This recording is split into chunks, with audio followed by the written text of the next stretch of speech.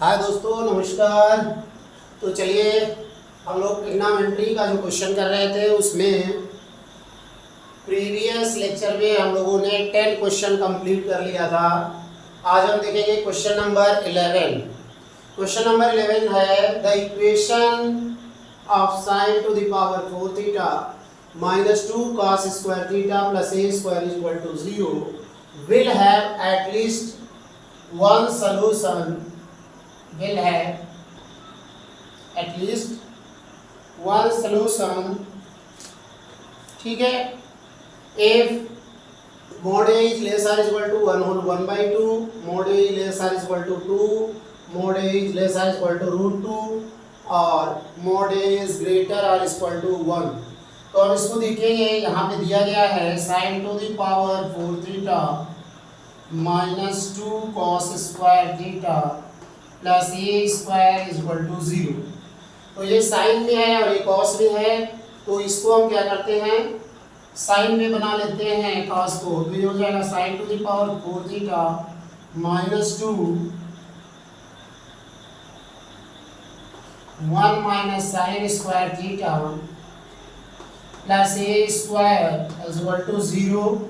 यहाँ से हो जाएगा sine to the power 4 theta minus 2 plus 2 sine square theta plus A square is equal to 0। अब sine to the power 4 theta plus 2 sine square theta minus 2 plus A square is equal to 0। तो हमें will have at least one solution हमें चाहिए। मान लीजिए अगर हम इसका मिनिमम वैल्यू देख ले तो क्या हो जाता है 0। तो अगर ये दोनों 0 हो जा रहे हैं तो ये क्या होना चाहिए, minus 2 plus A square less और इक्वल टू 0 होना चाहिए। जब ये 0 से कम होगा तभी हमें कम से कम एक सोल्यूशन मिलेगा। तो ये हो जाएगा a square is equal to 2, a is equal to mod of a is equal to root of 2। तो हमें ए की वैल्यू क्या मिल गई, मोड ऑफ ए की value less or is equal to 2 मिल गई। तो ऑप्शन सी हमारा करेक्ट ऑप्शन है। ठीक है, चलते हैं हम लोग नेक्स्ट क्वेश्चन की तरफ, यानी क्वेश्चन नंबर 12 की तरफ। देखते हैं क्वेश्चन नंबर 12 क्या कह रहा है। क्वेश्चन नंबर 12 जो है,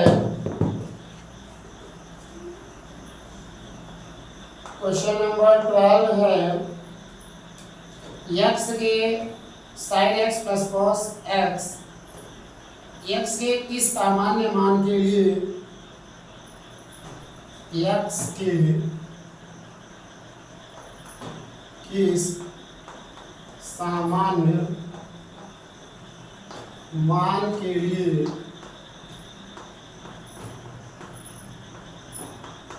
x के किस सामान्य मान के लिए sin x plus cos x is equal to minimum x a tends to pi 1 और a square minus 4a plus 7 के रूप में दिए गए हैं, के रूप में दिए गए हैं। ठीक है, अगर ये है, ये आप बिग ब्रैकेट लगा दीजिए, ठीक है। तो a का जो मान दिया गया है वो है n pi plus minus 1 whole to the power n pi by 4 minus 1 over pi by 4। ये पाई बाई 4 निकाल दीजिए। ठीक है, चलिए दूसरा है n pi plus 2n pi plus minus 1 whole to the power n pi by 2।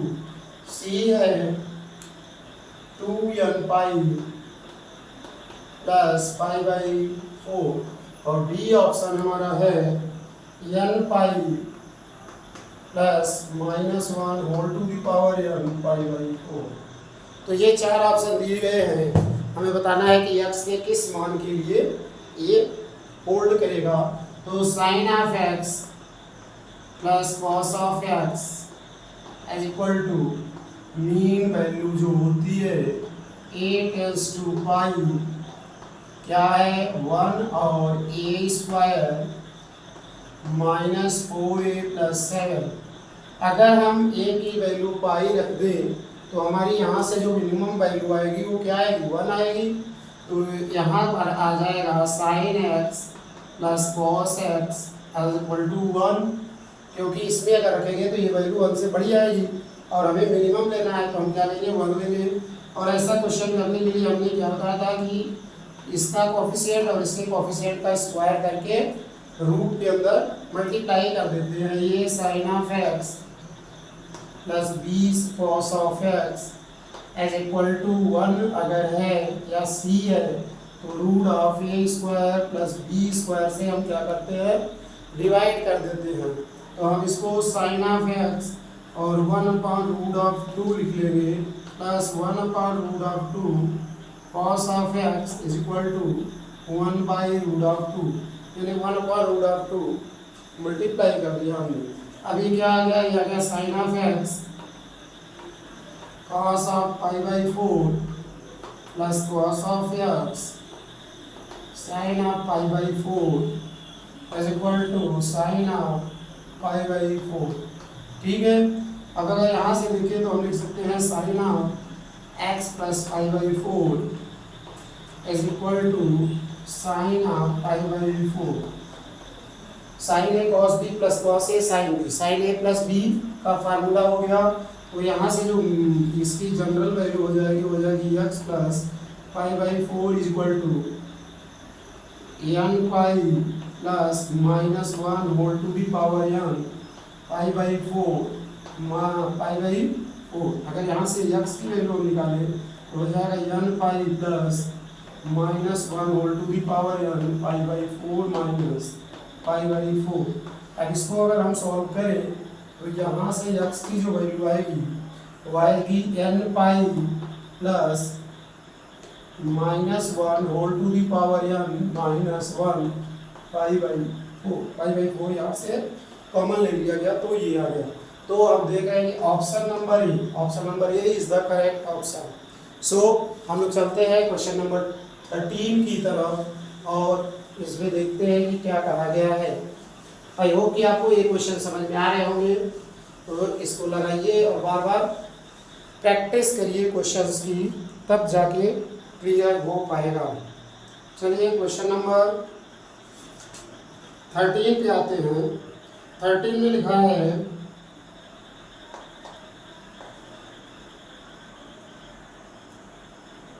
इसमें से कौन सा दिया गया संबंध सच है। कौन सा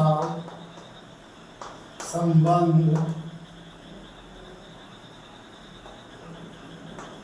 सच है, यानी कुछ रूल दिए गए हैं उसे बताना है कौन सा सही है। तो यहाँ लिखेंगे cos 1 degree is equal to cos 1, b है cos 1 degree is greater than cos 1, c है cos 1 degree is equal to π/18 180 sin 1, और d है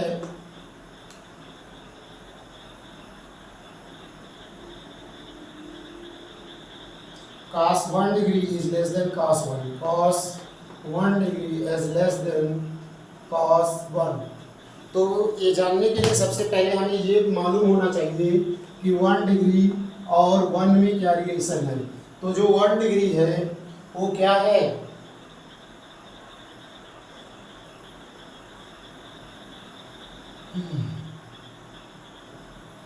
छोटा है 1 से। 1 डिग्री इज लेस देन 1, और जो 1 है वो क्या है 1 डिग्री से बड़ा है। तो जब 1 डिग्री छोटा है और हमें पता है कि cos की वैल्यू जैसे जैसे बढ़ती जाती है ठीक है। कॉस की वैल्यू बढ़ती जाती है, तो जैसे कॉस यहाँ देख लीजिए कॉस 30 है और कॉस 60 है, तो कॉस 30 की वैल्यू क्या होती है √3/2, कॉस 0 1 हो जाता है ना, कॉस 0 1 √3/2 और कॉस 60 क्या होता है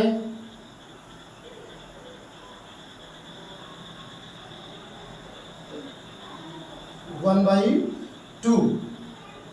तो अगर डिग्री का मान बढ़ता है तो उसकी वैल्यू का मान कम होने लगता है। तो 1 डिग्री हमारी जो है वो किससे इक्वल हो जाती है, देखिए, ठीक है।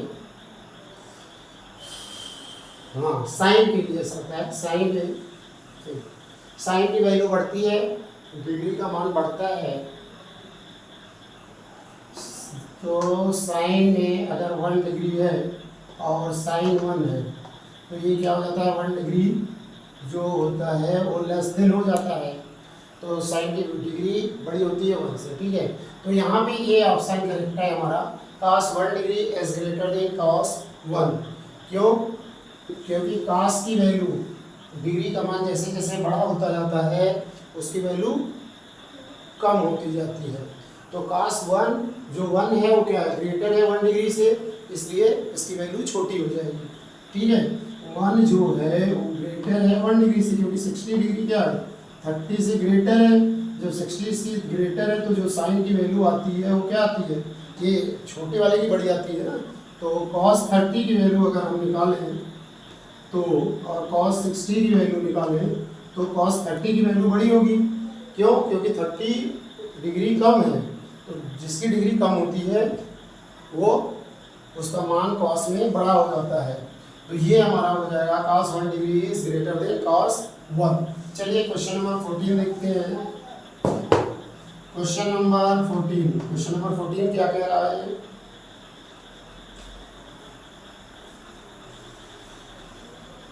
क्वेश्चन नंबर 14 है the distance of the highest point, the distance of the highest point of the highest point, the distance of the highest point on the graph of the function on the graph of the function on the graph of the function y is equal to √3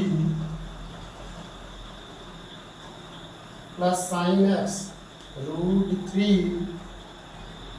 cos x plus sin x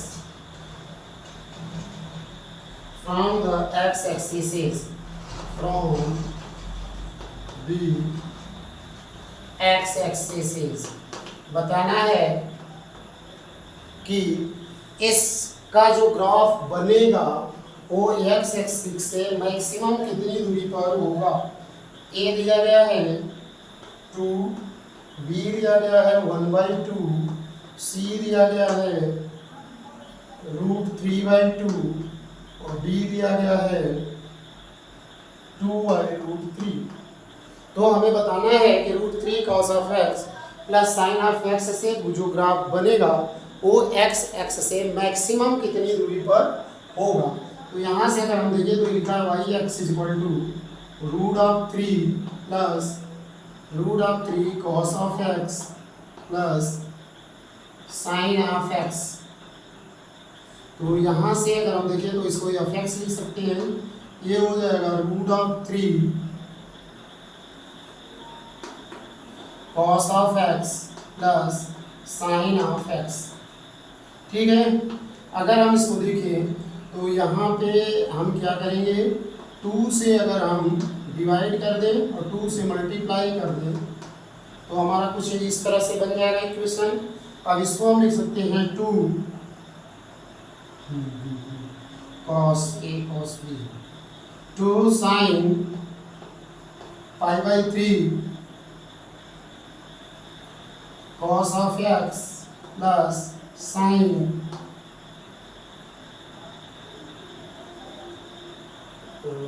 π/3 का मान क्या होता है, π/6 का मान होता है, π/3 का मान ये होता है, और cos sin x cos π/3 cos 60 का मान ये होता है। तो इसको हम लिखेंगे 2 sin π/3 प्लस x। अब यहाँ देखिए हमें इसका मैक्सिमम डिस्टेंस चाहिए, तो साइन का जो मैक्सिमम वैल्यू होता है वो क्या होता है, 1 या 1 से -1 से बड़ा और 1 से छोटा, यानी मैक्सिमम वैल्यू 1 होती है। तो अगर इसकी मैक्सिमम वैल्यू 1 हो जाए तो इस y की जो मैक्सिमम वैल्यू आएगी वो क्या आएगी, 2 आएगी। जो साइन की वैल्यू होती है वो क्या होती है, less than or equal to 1 होती है और -1 से बड़ी होती है। यानी इसकी जो मैक्सिमम वैल्यू अगर हमें लाना है तो इसको 1 रखना पड़ेगा। जब इसको 1 रखेंगे तो इसकी जो मैक्सिमम डिस्टेंस आएगी वो कितनी आएगी, 2 आएगी। तो यहाँ पे जो आंसर हमारा हुआ option A is the correct option. ठीक है, चलिए आगे चलते हैं, क्वेश्चन नंबर 15 की तरफ आते हैं हम लोग। क्वेश्चन नंबर 15 हमारा है, वो क्या कह रहा है देखते हैं। Question number 15, tan theta equal to -3/4, tan theta equal to -3/4 and theta lies in the second quadrant and theta lies in the second quadrant and theta lies in the second quadrant, then sin theta is equal to, then sin theta is equal to, तो sin theta की value क्या होगी, ए दिया है 2/5, B दिया है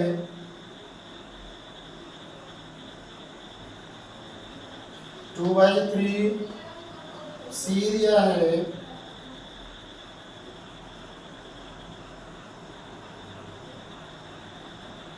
3/5 और D दिया है 4/5। तो यहाँ पे हमें साइन थीटा की वैल्यू बतानी है। तो अगर हम देखें यहाँ से tan theta is equal to 3 - 3/4, theta lies in the second quadrant, theta second quadrant में है, यानी यहाँ पे tan नेगेटिव होता है और साइन क्या होता है, पॉजिटिव होता है। तो अगर हम देखें तो यहाँ पे इस फिगर बन जाएगा हमारा ए बी सी, ये थीटा है, ये 90 डिग्री है और यहाँ दिया है 3/4, यानी ये 3 है और ये 4 है, तो ये कितना हो जाएगा 5। तो साइन थीटा की वैल्यू क्या हो जाएगी, sine theta is equal to 3/5, sine theta is equal to 3/5 और ये पॉजिटिव होगा। क्यों पॉजिटिव होगा, क्योंकि थीटा सेकेंड क्वाड्रेंट में पॉजिटिव होता है। तो थीटा की वैल्यू कितनी आ जाएगी, साइन थीटा की वैल्यू 3/5 आ जाएगी। ठीक है, ये सब तो एक एक लाइन के क्वेश्चंस हैं, बस आपको इसके क्या आना चाहिए, 3 4 5 इसका क्या होता है, पाइथागोरियन ट्रिपलेट होता है, जो कि अगर आपको याद है तो आप 3 4 5 से तुरंत निकाल लोगे कि 5 इसका हाइपोटेनस हो जाएगा, कर्ण हो जाएगा, जो कि 3/5 आ जाएगा। चलिए क्वेश्चन नंबर नेक्स्ट हमारा आता है 15 के बाद क्वेश्चन नंबर 16। क्वेश्चन नंबर 16 हमारा है, the value of sine, the value of sine, the value of sin 13π/4, 13π/4 is same as the value of, is same as the value of, एक किसकी value के बराबर होगा ये हमें बताना है। तो ये हो जाएगा sin 3π/4, sin 3π/4, b हो जाएगा sin 5π/4, sin 5π/4, c हो जाएगा sin π/4, sin π/4 और b हो जाएगा sin 9π/4, sin 9π/4। ठीक है, तो ये हमें बताना है कि अगर sin 13π/4 है, ठीक है, तो ये सेम वैल्यू कहाँ देगा। तो अगर हम देखें तो 13π/4 हमारा कहाँ पे आ रहा है, 4 3 जा 12, 4 2 जा 8, यानी 2π यहाँ से तो चला यहाँ तक 2π हो गया और प्लस 5π/4 अगर हम कर दें 5π/4, ठीक है।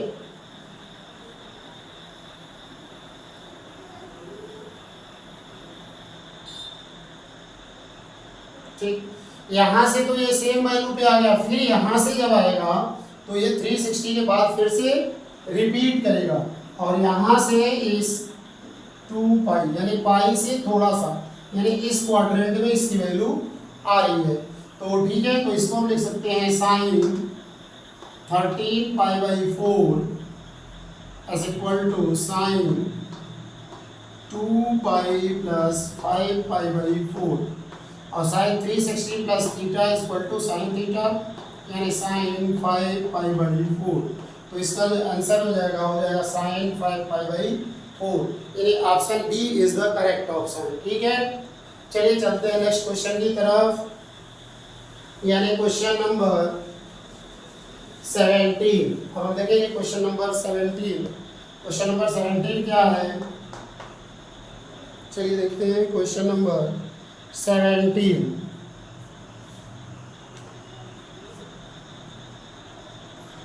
If sin a plus b,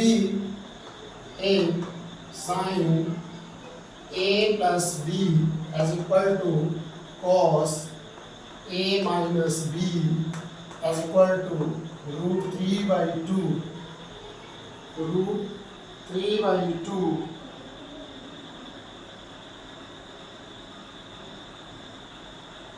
acute angles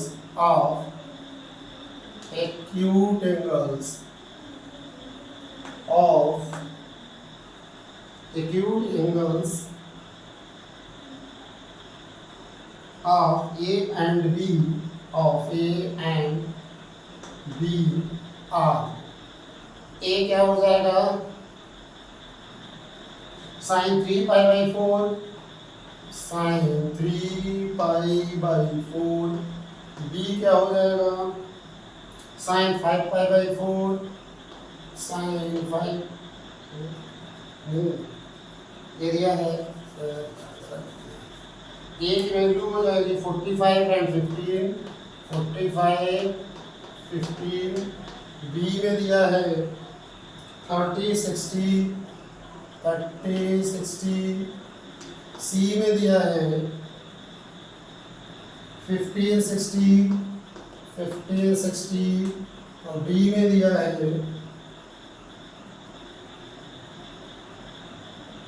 none of these. ठीक है, तो हमें बताना है कि a प्लस बी और a minus B as equal to a plus B as equal to यहाँ दिया है sine a plus B as equal to cos a minus B. देखिए, अगर a प्लस बी दो एंगल 90 डिग्री हैं तो sine a is equal to क्या होता है cos b, sine a is equal to cos b, यानी ये और ये हमारे क्या हो जाएंगे इक्वल हो जाएंगे। ठीक है, तो यहाँ से अगर हम देखें तो a plus B plus a minus B is equal to 90 degree, यानी ये इससे कैंसिल हो गया। 2a is equal to 90 degree, यानी a is equal to 45 degree. तो हमारी a की वैल्यू कितनी आ गई? 45 डिग्री आ गई। 45 पे ही है, यहाँ पे है, तो एक ऑप्शन तो हमारा सही हो गया। अब दूसरा हम यहाँ से निकाल सकते हैं साइन a, यहाँ पे सही हो गया। a प्लस बी हमारे पास दिया गया है √3/2, यानी कि a प्लस बी को हम क्या लिख सकते हैं? 60 डिग्री लिख सकते हैं। Sine a plus sine √3/2, sine 60 की वैल्यू क्या होती है? √3/2। तो ये की जगह अगर हम 45 रख दें, 45 plus B is equal to 60, तो b की वैल्यू कितनी आ जाएगी? 60 माइनस 45। इट मीन्स जो b की वैल्यू आई वो आ गई हमारी 15। तो यहाँ से हमारा b भी आ गया, यानी ऑप्शन नंबर ए हमारा करेक्ट ऑप्शन है। ठीक है, option A is the correct option. ठीक है, तो ये आपका हो गया। चलते हैं नेक्स्ट क्वेश्चन, यानी क्वेश्चन नंबर 18 की तरफ।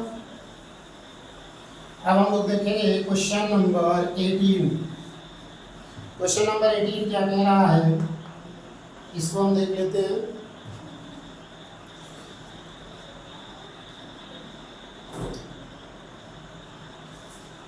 चलिए, question number 18, if sin theta plus cos theta is equal to 1, if sin theta plus cos theta is equal to 1, then the value of sin 2 theta is equal to, then the value of sin 2 theta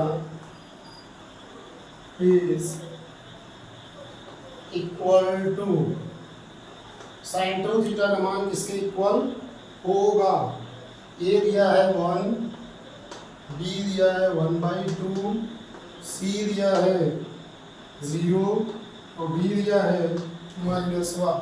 तो यहाँ से देखिए, अगर हम यहाँ से इसकी value निकालें, sine theta plus cos theta is equal to 1, तो हम दोनों साइड में क्या कर सकते हैं? स्क्वायरिंग हम बोथ साइड कर सकते हैं। तो स्क्वायरिंग अगर हम करेंगे तो आ जाएगा sine square theta plus cos square theta plus 2 sine theta cos theta, 2 sine theta cos theta is equal to 1। इसकी वैल्यू 1 हो जाएगी। 1 plus 2 sine theta cos theta is equal to 1। इसकी वैल्यू हम लिखेंगे साइन 2 थीटा, और ये इधर जाके माइनस हो गया, यानी साइन 2 थीटा की वैल्यू कितनी आ गई? 0 आ गई। और साइन 2 थीटा में अगर 0 आ गया तो यही तो हमें बताना था, साइन 2 थीटा की वैल्यू कितनी आई? 0। यानी कि ऑप्शन नंबर सी जो हमारा है वो करेक्ट है। ठीक है, तो चलते हैं नेक्स्ट क्वेश्चन, यानी क्वेश्चन नंबर 2 की तरफ। क्वेश्चन 2 हमारा है क्वेश्चन नंबर 19 की तरफ। क्वेश्चन नंबर 19 हमारा क्या कह रहा है? कह रहा है if sin theta is equal to 15/17, if sin theta is equal to 15/17, sin theta is equal to 15/17, तो cos theta and tan theta का मान आपको बताना। तो cos theta and tan theta की वैल्यू हमें बतानी है। ठीक, और a की वैल्यू क्या दी गई है? -8/15, 15/8। b की वैल्यू दी गई है 8/17, 15/8। c की वैल्यू दी गई है 8/17 -15/8, और डी की वैल्यू दी गई है 15/17 और 15/8। तो यहाँ से अब देखिए, अगर हमारे पास दिया गया है sine theta is equal to 15/17, यानी कि ये लंब दिया गया है और एक कार्ड दिया गया है जिसको कहते हैं हाइपोटेनस। तो यहाँ से हमें क्या निकालना है? एल दिया गया, ये दिया है, बी निकालना है। तो जो पाइथागोरस ट्रिपलेट होता है वो होता है 8, 15 और 17 का, 8, 15 एंड 17। ये हमारा पाइथागोरस ट्रिपलेट है। ठीक है, तो यहाँ से अगर हम देखें तो हम डायरेक्ट निकाल सकते हैं कि tan थीटा की वैल्यू क्या होगी। tan थीटा की वैल्यू, और यहाँ पहले cos थीटा की निकालते हैं, cos थीटा की वैल्यू और tan थीटा की वैल्यू निकालते हैं। cos थीटा की हो जाएगी बेस अपॉन 8, b कितना आया है, b आ गया 8, तो ये हो गया 8 अपॉन 17, और tan थीटा की वैल्यू क्या हो जाएगी l अपॉन b यानी 15/8, 15/8, तो 8 अपॉन 17 और 15/8, ये दो वैल्यू हमारी आनी चाहिए। देखिए कहाँ पे आया हुआ, 8 अपॉन 17 और 15/8, ये यहाँ पे आया हुआ है। ठीक है, तो आई होप कि आपको ये समझ में आ गया होगा कि कैसे वैल्यू निकाली जाती है। इसके लिए आपको पाइथागोरियन ट्रिपलेट याद कर लेना है। एक मैं आपको पाइथागोरियन ट्रिपलेट का कैसे निकाल